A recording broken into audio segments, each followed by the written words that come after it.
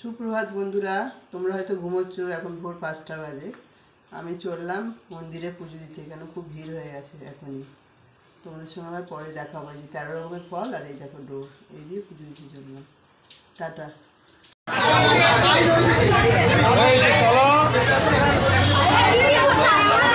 জ্ঞানী ও দাতা ছিলেন। তার গুণবতী নামে এক রানী ছিল। রানী ধনী দৈত্য জাতি ধর্ম বিচার না করি সবার সঙ্গে অবধে মেলামেশা করতেন। এইরূপ মেলামেশা এক চামারে বসুন সৈপাতে। একদিন কথায় কথায় রানী গুণবতী সইকে বললেন, সই, গোমাংস কেমন তা আমি দেখিনি, তুমি আমায় দেখাও। একদিন দুপুরে খুব সাবধানে চামার বইটি তালায় গোমাংস ঢাকা দিয়ে নিয়ে চলল রানী গুণবতীর অন্তঃপুরে। দৈবক্রমে দ্বারের প্রহরীর নজর গিয়ে পড়ল সেই তালার ওপর। পরী রাজা ধর্মরাজকে সে খবর দিলে। রাজা ধর্মরাজ রানীর মহলে জিজ্ঞাসা করল, সতী, তোমার সই কী নিয়ে এসেছে তা আমাকে দেখাও। রানী গুণবতী তখন কাতরের মা বৃহত্তারিণীকে ডাকতে লাগলেন। জগৎজননী মা দুর্গা মক্ষিকার বেশে রানী গুণবতীর কানের কাছে এসে বললেন, ওরে তুই রাজাকে বলে তুই 13 ফল আছে। আমি মা বিবত্তারিণী দুর্গা, আমার দৃষ্টিতে ওই মাংস 13 ফলে পরিণত হয়েছে। যা রাজাকে ঢাকা খুলে দেখা। রানী গুণবতী তাড়াতাড়ি ভূমিশয্যা থেকে উঠে রাজা ধর্মধ্বজকে বললেন, স্বামী পাত্রে 13 ফল আছে, দেখুন।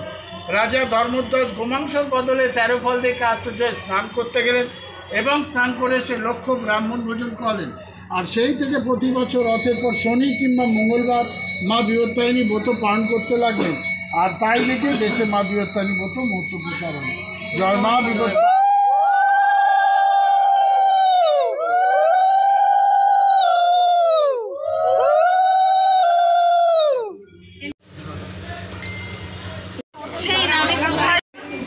যারা বলতে কথা শুনবেন এদিকে চলে আসবেন।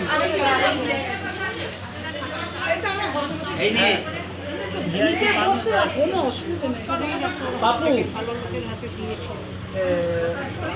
এটা আচ্ছা, ও অনেক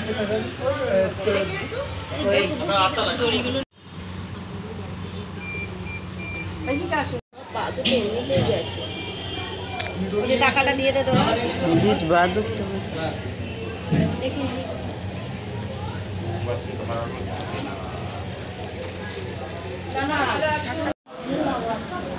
হ্যাঁ দেবো, দাঁড়া।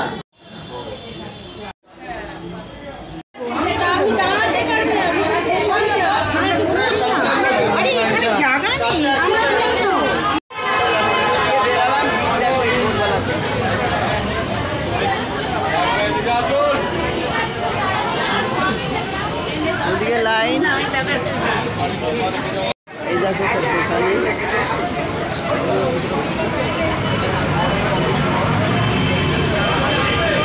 তেমন বৃষ্টি পড়ছে এখানে।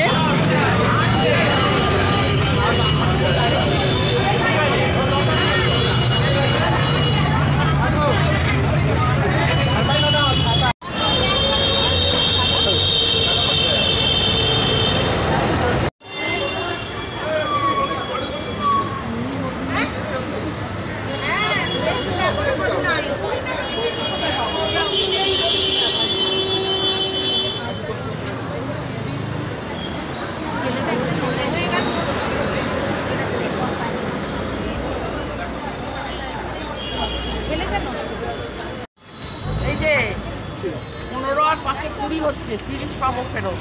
আছে 20 টাকা দিই, 20 টাকা দিয়ে 20 টাকা দিয়ে 10 টাকা।